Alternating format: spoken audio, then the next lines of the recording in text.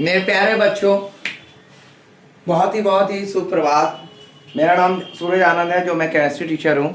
आपको मेरे चैनल में स्वागत है, सूरज आनंद टीचिंग में। मेरे प्यारे बच्चों, आज हम लोग यूनिट, जैसा कि आप लोग जान रहे हैं, यूनिट 1 सॉलिड स्टेट चल रहा है, एनसीईआरटी का एक्सरसाइज हम लोग सॉल्व कर रहे हैं। केमिस्ट्री की क्लास है, पेपर 1 है, क्लास 12 की क्लास है।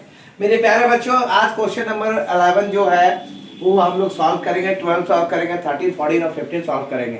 सो मेरे प्यारे बच्चों, सिल्वर जब क्रिस्टलाइज करता है एफसी में, अगर एज लेंथ उसके यूनिट सेल का 4.077 इंटू 10⁻8 सेंटीमीटर है और उसकी डेंसिटी अगर 10.5 ग्राम सेंटीमीटर माइनस क्यू है, तो उसका एटॉमिक मास सिल्वर का निकालिए। डेंसिटी अगर साई इसकी Z into M by A3 into N0 formula है, तो M क्या हो जाएगा, psi into A3 by N0 by Z। तो अगर Z आपका 4 है फिजिलेटिस में, साई अगर 10.5 ग्राम सेंटीमीटर क्यू है, N0 इक्वल टू 6.022 इंटू 10⁻23 है, तो आप क्या मान के चलेंगे, ये आपका दिया हुआ है 4.077 इंटू 10⁻8 सेंटीमीटर, और आपकी डेंसिटी भी दी हुई है। डेंसिटी हम लोग पुट किए एम के वैल्यू में, यहाँ पे हम लोग आता है आपका ए का वैल्यू भी पुट किए यूनिट सेल का। उसके बाद हम लोगों ने वैल्यू पुट किया गाडो नंबर का, और यूनिट रेडियस का 4 होता है आपका जेड। तो हमारा कैलकुलेशन निकल गया 1.07 इंटू 112 बाय आपका, ये मेरा वैल्यू निकल गया ग्राम मोल माइनस 1।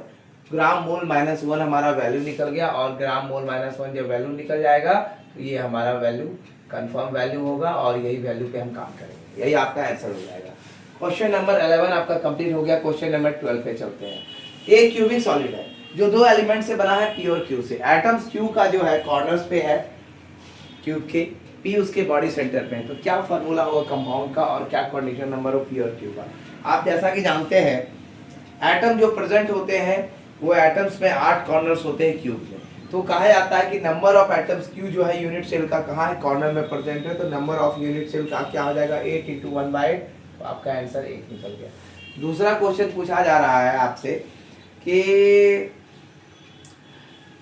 एटम्स पी जो है प्रेजेंट आपका बॉडी सेंटर पे, इसलिए नंबर ऑफ एटम्स पी का यूनिट सेल का 1 हो जाएगा, क्योंकि वहां पे आपके बॉडी सेंटर में एक ही यूनिट सेल पाया जाता है। तो आपका पूछा गया कि इतना एलिमेंट्स है, atoms of at the corners, atoms the centre, what is the formula of the compound. Next है फार्मूला ऑफ द कंपाउंड पूछा जा रहा है पहला क्वेश्चन। तो फार्मूला ऑफ द कंपाउंड हो जाएगा पी और क्यू, क्योंकि दोनों पी और क्यू ही है आपके। और आपका कंडीशन नंबर क्या हो जाएगा हर पी और क्यू का, तो कंडीशन नंबर आपका 8 हो जाएगा। ये था आपका क्वेश्चन नंबर 11 और क्वेश्चन नंबर 12। अब हम लोग चलेंगे क्वेश्चन नंबर 13 और क्वेश्चन नंबर 14 और 15 के ऊपर। My dear student, how you think about my teaching style? How you think about the I am the learners and I am going to teach you about that. We are learning. I am your mentor, not your teacher. Mentor is the best way to teach the student in a different way and learn the topics in a simple and the simplest way of teaching. My method is that I am going to give on YouTube. I come on YouTube to give you the simple teaching way method, not the lengthy and not the complex way of teaching. So my dear students, it's my pleasure to teach you, and we are learning lots of things in different times and different aspects. So my dear student, the question number 13. Question number 13 is quite clear that niobium,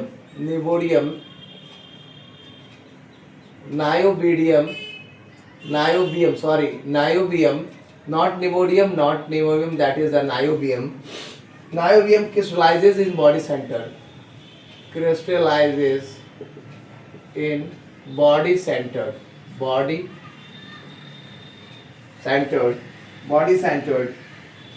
cubic structure. Okay, this is a statement coming in a question. If density is 8.55, if density is 8.55 gram centimeter minus cube, 55 gram centimeter minus cube. Calculate the atomic radius of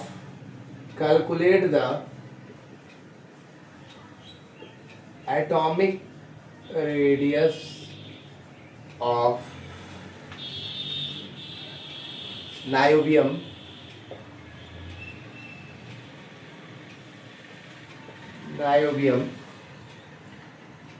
using its atomic mass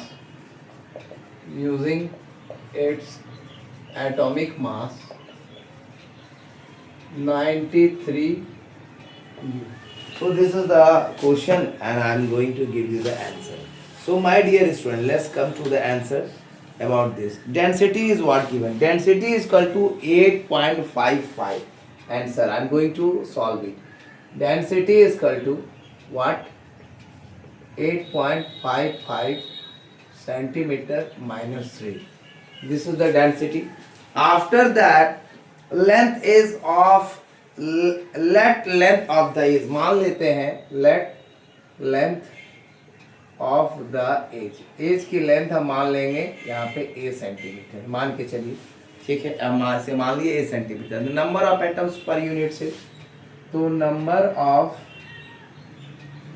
atoms in per unit cell इसका टू क्या हो जाएगा? 2। Number of atoms per unit cell हम क्या मानेंगे? Z equal to 2। क्यों मानेंगे ये Z इक्वल टू 2? क्योंकि ये BCC अरेंजमेंट है, BCC अरेंजमेंट है, बॉडी सेंटर क्यूबिक स्ट्रक्चर है, इसलिए इसका 2 ही होता है, जैसा हम लोग पढ़ चुके हैं। तो एटॉमिक मास हमारा कितना दिया हुआ है? Atomic mass M equal to 93। ये ऑलरेडी क्वेश्चंस में है, मेंशन किया गया है। इसे हम U की जगह ग्राम मोल -1 में लेके चलेंगे, कैलकुलेशन निकालने में इजी हो। अब हम फार्मूला पे चलते हैं। डेंसिटी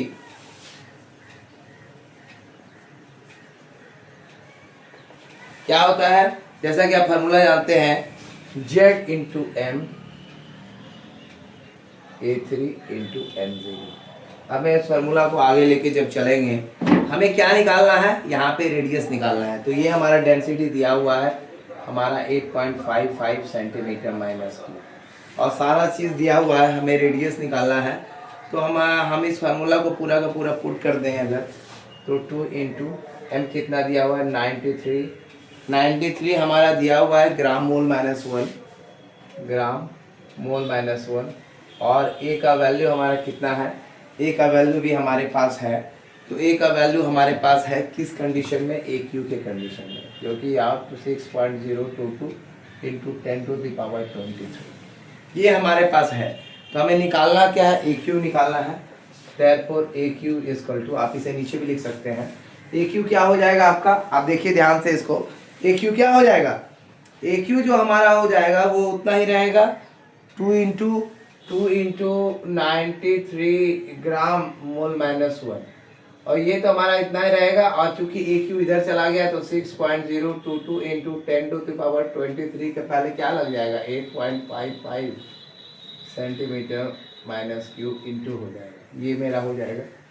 शायद आप समझ ही गए होंगे हमने क्या किया, ठीक है। और आप इसे डायरेक्ट क्या करेंगे? ब्रैकेट में रख लेते हैं तो और ज़्यादा बेटर है, ठीक है, और ज़्यादा बेटर हुआ कैलकुलेशन निकालने में। सेंटीमीटर -3 इंटू 6.022 इंटू 10⁻23 दोनों को अगर हम ब्रैकेट में रख लेते हैं तो और हमारे लिए आसान होगा। ये आपका कैलकुलेशन हो गया। आगे हम चलेंगे, आगे बढ़ने से पहले आप कैलकुलेशन जब निकालेंगे तो 36.12 इसका कैलकुलेशन है 36.12 इंटू 10⁻, 36.12 ये इसका कैलकुलेशन यहाँ पे मैं यहाँ लिख रहा हूँ। 36.12 टू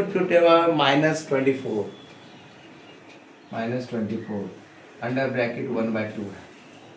ये आपके कैलकुलेशन के आधार पे है, सॉरी 36 इंटू 1 टू 10⁻24 सेंटीमीटर क्यों आएगा? ब्रैकेट हम देंगे नहीं, सेंटीमीटर -3 आपका आएगा, ठीक है।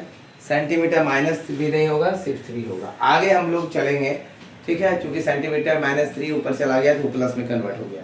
आगे हम लोग चलेंगे, एज लेंथ निकालेंगे इसकी। तो एज लेंथ क्या होगा? एज लेंथ हमारा क्या था? ए। तो एज लेंथ हमारा ए था, तो हमारा क्या होगा? ए है, तो a equal to edge length a equal to 36.12 into 10⁻24। Very good. और क्या है? चूंकि सेंटीमीटर क्यों है तो 1/3 कर देंगे, मान के चलें। अब जैसे हम इतना करते हैं तो हमारा कैलकुलेशन आ जाएगा 3.306 इंटू 10⁻8, क्योंकि 3 8 24 -8 आ गया कट छट करके। अब इसको हम लीस्ट कैलकुलेशन करते हैं, तो हमारा अगर मीटर में कन्वर्ट करते हैं तो 3.306 इंटू 10⁻10 मीटर में ये कन्वर्ट हो जाएगा। ठीक है, ये मेरा कन्वर्ट हो गया, क्योंकि माइनस है तो माइनस को लेके चलो। आगे ये आपका एज लेंथ भी निकल गया हमारा। अब है कि रेडियस निकालना है। So now radius in the body centre cube, now radius in the body centre cube, ठीक है, radius in the body centre cubic r, cubic r equal to root under 3 by कितना होता है, रूट अंडर 3 बाय 4a। ये हमारा formula है, root under 3 bye 4a। अब इस फार्मूला को हम पुट करते हैं, जैसे हमारा क्या आएगा, root under 3 into root under 3 into 3.306 into 10⁻⁻10 metre by 4। ये तो हमारा क्लियर कॉन्सेप्ट है, ठीक है। मीटर हम यहाँ नहीं लिखेंगे तो भी चलेगा। और इसके बाद कैलकुलेशन करने के बाद हमारा कितना डिजिट आ जाएगा, टोटल का टोटल कैलकुलेशन करते हैं। अगर हम है 1.431 इंटू 10⁻⁻10 मीटर आएगा, जिसका वैल्यू अगर हम लिस्ट करेंगे सेंटीमीटर में लेके आएंगे तो 0.143 नाइक्रोमीटर आएगा। 0.143 नाइक्रोमीटर इसका रेडियस निकलेगा, और ये आपका आंसर हो गया। तो आप क्वेश्चन समझ गए होंगे।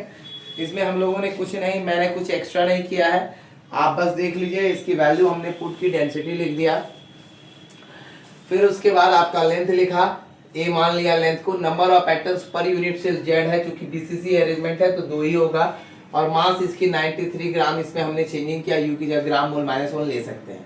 तो डेंसिटी का फॉर्मूला ये होता है। फिर हमने डेंसिटी का वैल्यू को पुट किया, ये लिया, इसके बाद के ये स्टेप किया, और इसकी वैल्यू को पुट करते चले गए, और वैल्यू को जैसे हमने पुट किया, वैल्यू को पुट किया, और यहाँ पे हमारा कैलकुलेशन निकल गया। ये हमारा क्या निकला, ये हमारा निकला आपकी ए की वैल्यू। ये क्या है, हमारी ए की वैल्यू। तो A3 हमारा निकल गया इतना, ठीक है, A3 हमारा निकल गया।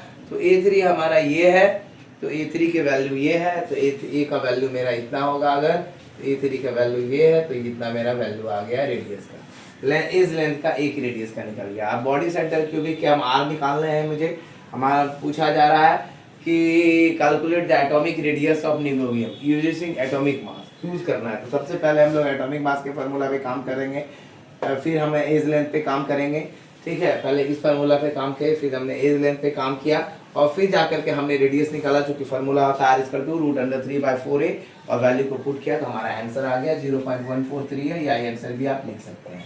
तो my dear student, question number 13 भी क्लियर हो गया। अब आते हैं क्वेश्चन नंबर 14 पे। क्वेश्चन नंबर 14 आपका है, क्वेश्चन नंबर 14 करता है कि अगर रेडियस r है, अगर रेडियस ऑक्टाहेड्रल का r है क्वाड का, तो इसमें आप कैसे निकालेंगे, इसमें आप कैसे निकालेंगे, आप इसे क्लियरिफाई कीजिए, ठीक है।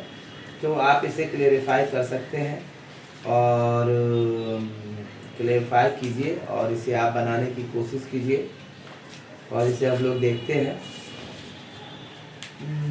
ठीक है। आपका क्लियरिफाई करके हम इसे बनाएंगे। तो मेरे प्यारे बच्चों, हम लोग क्वेश्चन नंबर 14 और 15 कंटिन्यू करेंगे आज, क्योंकि आज संडे का दिन है, मुझे भी टाइम है। सो आप देख लीजिए।